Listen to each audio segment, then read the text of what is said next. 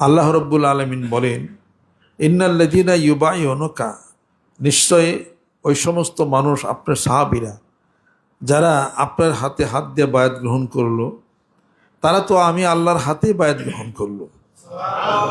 ইয়াদুল্লাহি ফাওকা আইদিহিম, তাদের হাতের উপরে আমি আল্লাহর হাত রয়েছে।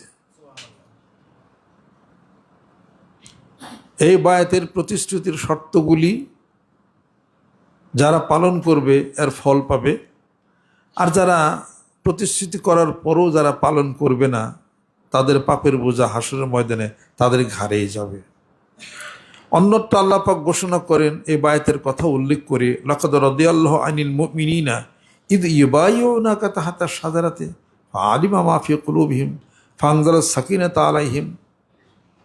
আল্লাহ রব্বুল আলামিন বলেন, নিশ্চয় ওই সাহাবাদের প্রতি আল্লাহ পাক আমি আল্লাহ খুশি হয়ে গেছি, যারা হুদাইবিয়ার এই জায়গাতে গাছের নিচে আপনার হাতে প্রতিশ্রুতিবদ্ধ হইল, আমি শান্তি বর্ষণ করলাম তাদের প্রতি, আমি আল্লাহ পাক খুশি হয়ে গেলাম।